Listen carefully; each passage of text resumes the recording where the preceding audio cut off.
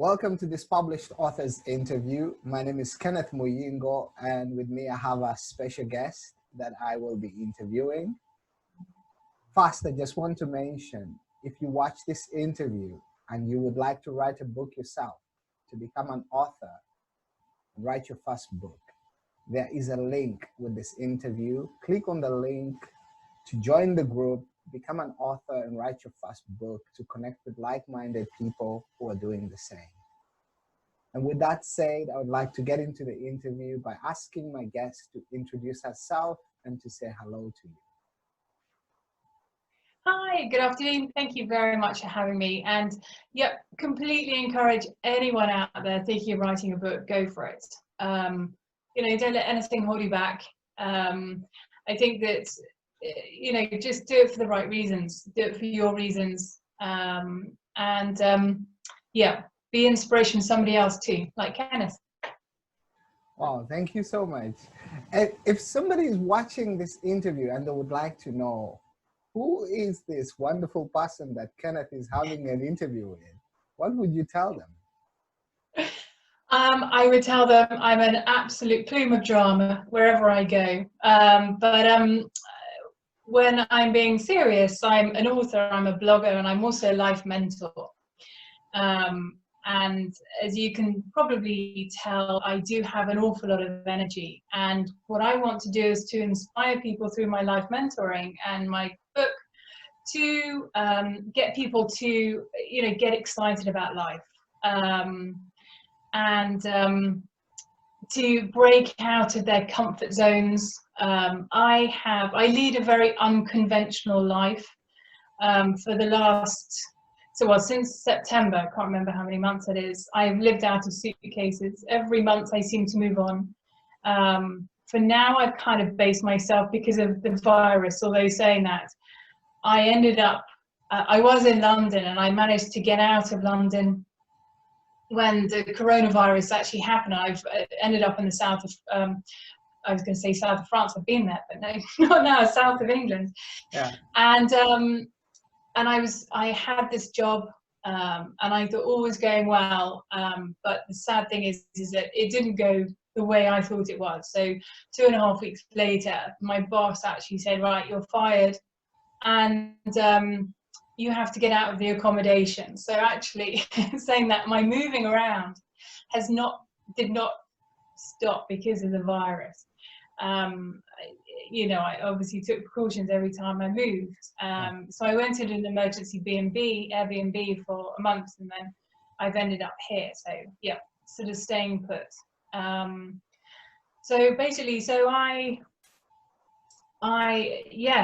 just want to inspire people to get out your comfort zone. Just don't let fear hold you back, which is obviously what we're going to talk about with the book and everything too. Amazing. Wow. Very nice. Thank you so much. And I like how you have gone about this, the way you introduce yourself and the way you refer to your journey. You say you've lived in a suitcase for the past couple of months. Wow. So just yes. I see.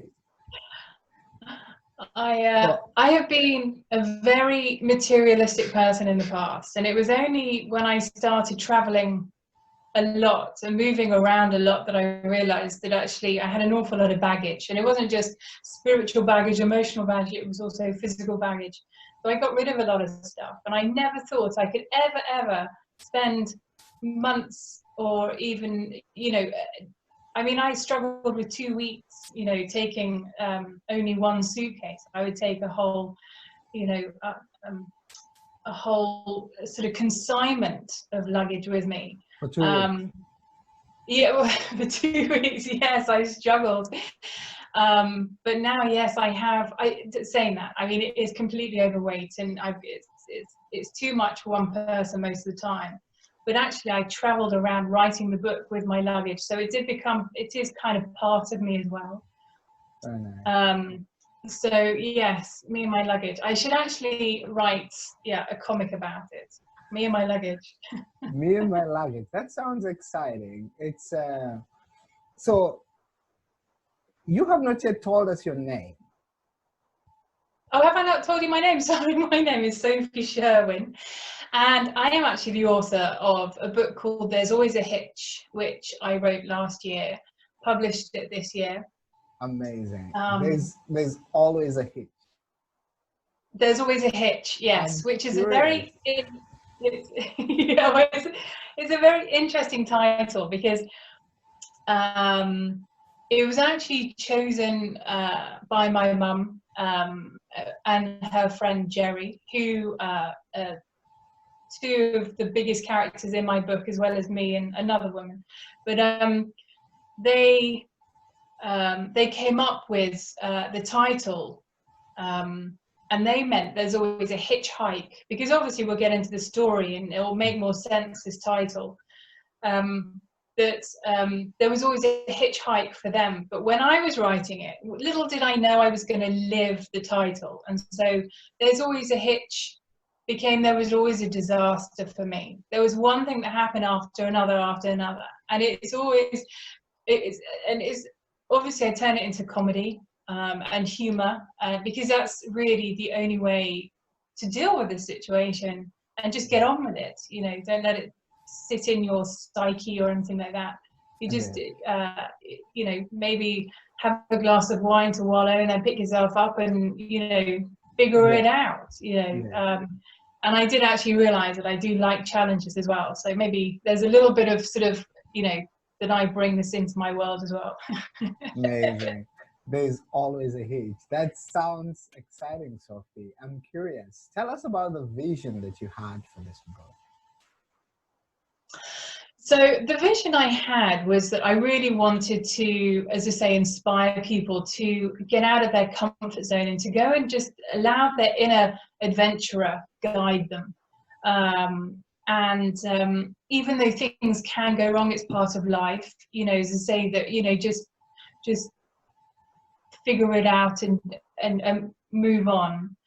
I wanted to get people to read the book as well and start getting excited by life, by the fact that there are so many experiences out there that we can take on and really enjoy.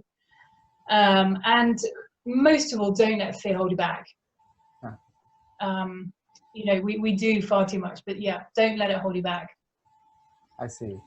Wow, there's something I'm reminded of. It says life is not just a passing of time, but rather a collection of experiences and their intensity over time. And when I think about what you are saying, that go out and experience as much of life as you can and take whatever you can in, resonates with me deeply, and thank you for sharing that. So what inspired you to write this book? Well, it was a culmination of things. It starts with my mum, who sadly passed away 12 years ago. But back in 1958, her and two friends decided to backpack and hitchhike from Canada down to Mexico. And at the time, they were pioneers, basically, of backpacking and hitchhiking, and also for saying, I don't want to live expectation of a woman or a young girl, a young woman at that age, at that age and time. In the 1950s, the expectation of young women to either get married or get a secretarial job. They didn't want that. They wanted adventure. They wanted to see the world. They kind of said, we're young, we have no ties, let's go out and have some fun. And what I was really pleased with is that my mum was a bit of a hoarder, and she happened to take photographs, and she hoarded all the ticket stubs and the pamphlets of all the places they visited and went to, and also kept diaries. So what I wanted to do is I wanted to share her journey, because I thought it was so unique. It gives us a little bit of a snippet in time back then, and how a young woman would seize the world, because it's very obviously very different from today. What they got up to, which is actually not that dissimilar to what 19-year-old girls get up to nowadays. And it's also that, you know, it's the then and now, because I then incorporate my travel memoirs, because I decide to follow in her footsteps and visit all the places they did and write about my experiences now, 60 years later. And so that's what the book is actually about. It's all, the universe synchronized it all, because I didn't realize until I started writing the book that actually I was there at exactly the same time as she was, which was very special and very sort of magnetic almost, which added to the intensity of my journey as well. And so I wanted to use this in a heartwarming, funny, inspirational way, slightly educational, I guess, and use it, as I say, to inspire people. I was actually, I was told by my business coaches, no, you must write a book, but you must write a self-help book. I go, it's just not me. I'm just not a self-help book person, you know, and there are plenty out there which are brilliant. I can't add any better to what's out there. So I want to do it a different way. I want to do it Sophie's way. So that's why, that's where the book came from. And I actually originally wanted it to be a movie, and I wanted to write a screenplay, but because of all the treasures, oh my gosh, I need my tongue back again, treasures that she kept in the photographs, and as I say, all the ticket stubs and the leaflets, and newspaper cuttings and everything she kept in her scrapbooks. I wanted those honoured, because that was part of her legacy, and I wanted that incorporated into the book. And of course, with a screenplay, it would have got completely lost. Indeed. And I was actually in Cannes at the film festival last year, and I was chatting to a few directors and filmmakers, and they all said, yes, write a book. And so that's what I did. I originally was only going to write about Mum's journey and the two girls, but I then came into it. Oh.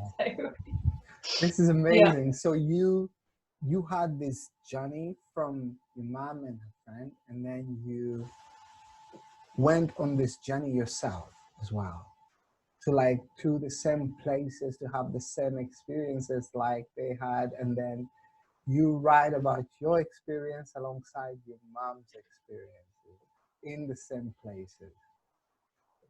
Wow, this is unique and very beautiful.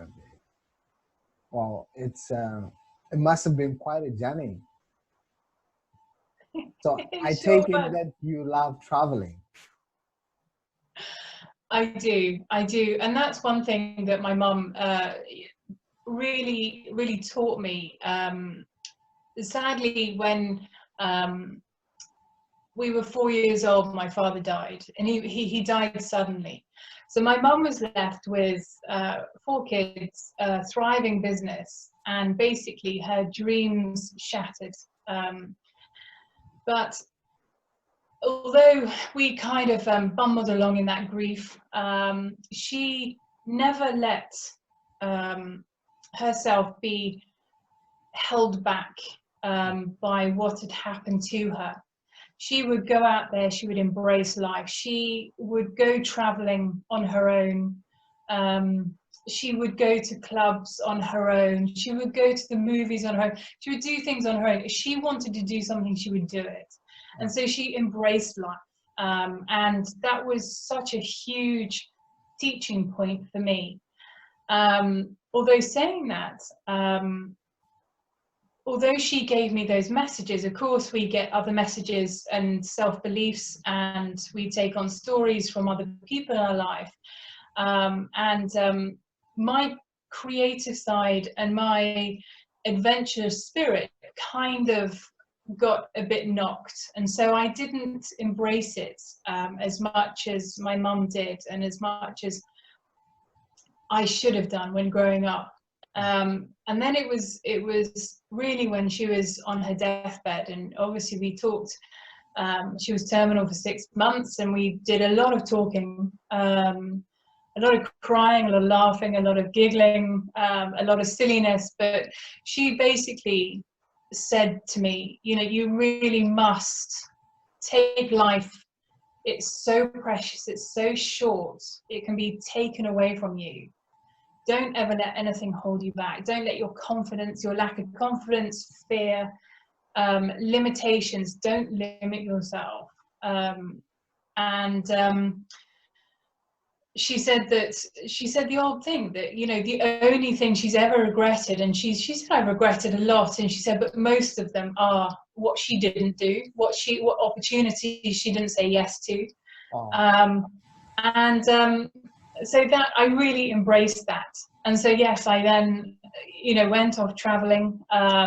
I join groups, I do things that take me out of my comfort zone. I go and live abroad. You know, I went to Vienna. People say to me, why did you go and live in Vienna? And I said, well, Google told me to. You know, I actually said to Google, where should I live? And Vienna came up. So off I packed and off I went to Vienna. And, you know, so I have an insatiable appetite for new experiences. So sitting in one place is tricky for me. I see. Wow. But I'm not doing too badly. I haven't got mad yet. I can see. Wow, thank you so much. And I just want to say my condolences to you and your family about the passing of your mom and your dad at such a young age. It's but the thing that you shared about your mom telling you that the things she regretted were the things that she didn't do rather than the things that she did. That is very powerful. Thank you so much for sharing that. And so when you think about everything that your mom shared with you and these journeys and the experiences that you had for yourself and what life exposed to you and the things that you understood out of what happened in your life, I'm curious, there's several topics that you could have chosen to write about. How did you choose the topic for There's Always a Hitch?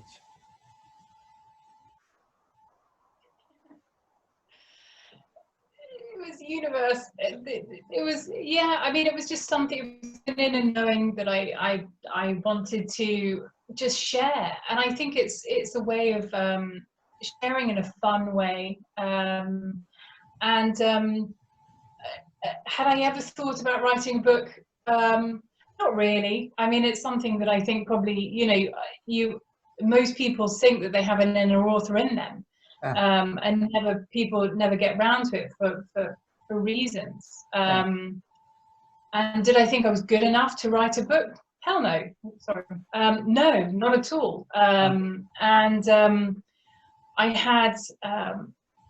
I was lucky enough that I had a lot of support on my journey. I had a book coach actually, who was my editor, and she talked to me off the ledge a lot of the times because I was going, listen, I've had this, I've had it. I want to go on leave. I can't write this book. Who am I? And all of this. And she was great. But I think that I think just go for it. As I say, just go for it. And I'm glad I did, because actually I do have quite a panache for writing. I think I have quite a good way of writing. It's very easy to read. It's very natural. It's like me having a conversation with a friend. Indeed. So yes, I think there are so many different styles of writing out there, which I think is great. So yeah. And when you think about writing, I like what you say that now that you look at the book, you see that you actually did a great job at it, and it's easy to read and it's very well written. Do you consider yourself as a naturally talented writer, or would you say writing is a skill that you have developed over time?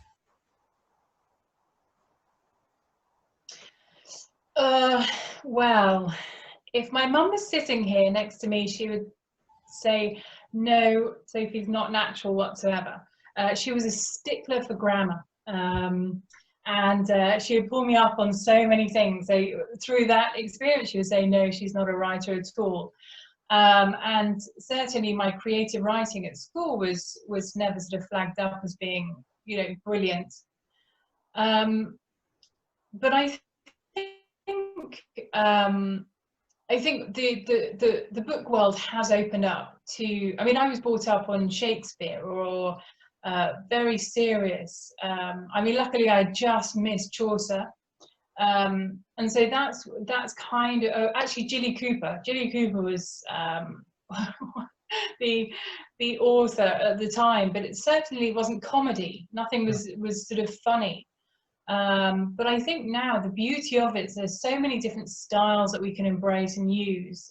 So it's not wrong. So I think, yes, you can come from a really good sort of creative writing background and be really good at it, or you can actually have it naturally. I think I must fall into the natural side of it. I think because certainly haven't had training at school. My teacher, she actually, when I got my grade at school and it was a C, which is, you know, good enough. I was never an A student. She called up the board and asked my paper to be remarked because she didn't believe I should have got a C. She thought I should have got less than that. So yeah, so that's the kind of encouragement I ended up with. So I guess to her, yeah, I can sort of say in your face, you know, I'm now a published author, so I certainly didn't let her comments or her, you know, her lack of confidence in me hold me back either. Indeed. Wow. It's very important, and thank you so much that you did not let somebody else's lack of confidence in you hold you back, because sometimes we fall victims of this very situation, that because of what someone says, maybe for whatever reason they do, that we find that our confidence is shattered and we are not able to do the things that we would like to do. And when you look back on your journey, you mentioned earlier that you are also a life coach and you love traveling and the experiences that you have had. When you look back on everything, what would you tell me is the one thing that has happened in your life personally that has had the greatest impact on you writing There's Always a Hitch? I think basically that I don't think there's only just one thing. I think it's such a journey of many things. Yeah. You know, as I say, the overcoming of fear. I mean, fear can overwhelm us, but fear is always borrowed from the future. It's never in our, you know, unless you're fight or flight, you have to run from a lion. Of course, that's different. But we shouldn't allow it to limit us. We put limitations, we excuse, we procrastinate. But I think having an inner knowing and knowing and trusting yourself, trust is a huge one. So I think that it's just, and also once you do something, it's almost like it gives you so much more confidence to know that you can do something else. So even if you, I don't know, wanted to run a mile, but your fear holds you back for doing that, and you do that, and then you realize, well, actually, if I can achieve that, what else can I achieve? So that's kind of the philosophy that I go. So yeah, so I don't think there really was one life-changing moment. I mean, there've been loads of moments that I've sort of said, you know, go away fear. and loads of challenges in life, I but see. not one specific one, I don't think. I understand what you mean. It's several things have played into this picture, and just the things that just happen. Sometimes we cannot connect the dots looking forward, but from where we are, we can connect the dots backwards and see why things happened the way they did, uh, like Steve Jobs said.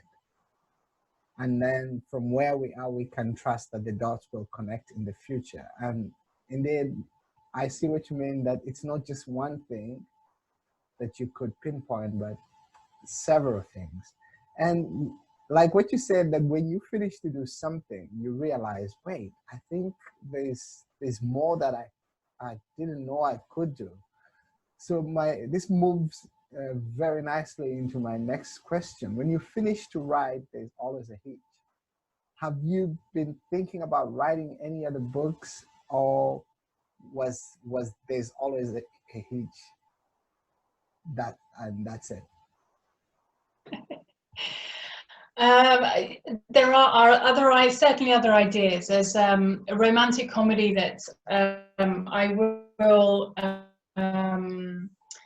sit and write because I have the whole. It's based on true stories, but also with a lot of fiction in there as well. A lot of wishful thinking, I think, because at the end of the day, a romantic comedy, everything happens, you know, you find your love, and I haven't quite got there yet, so that that's the fiction part.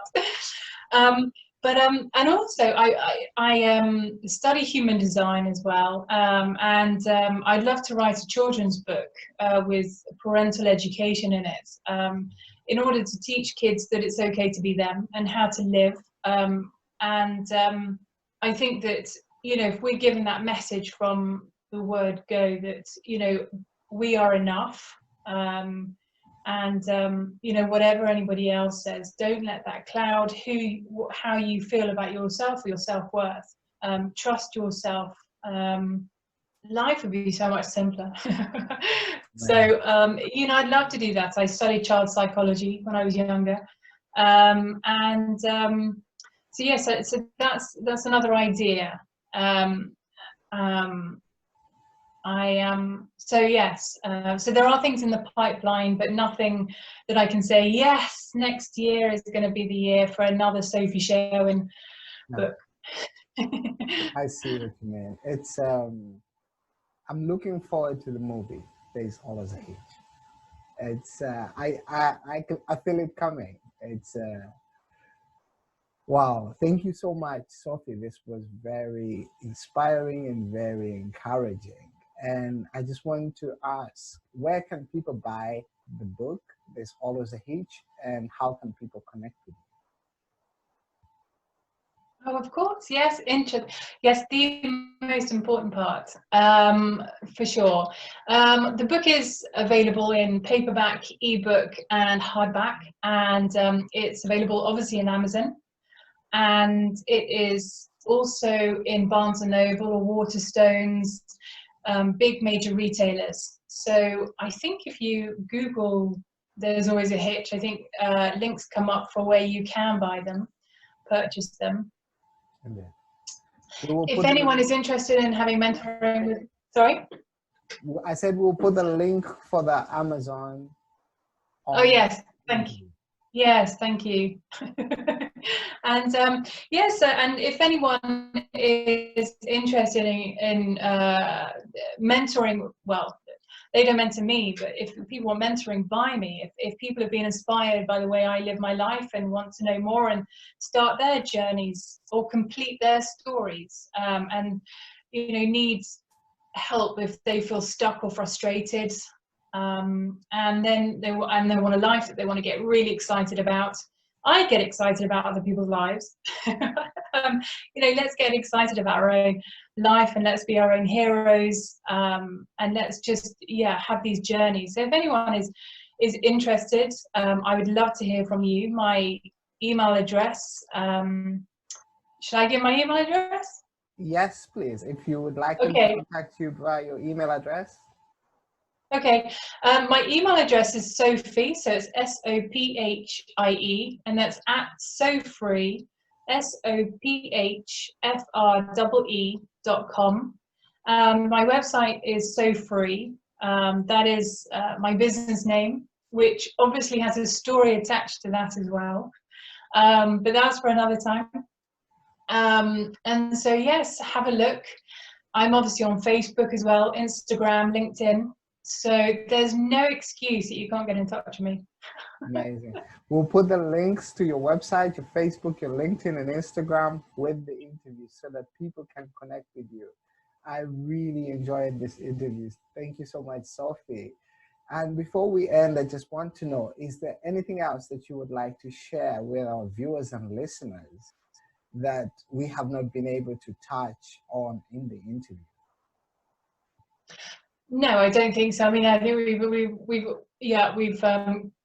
you know, talked an awful lot. Well, I have certainly. But no, I just think I love the fact that Kenneth is starting up this platform for aspiring authors.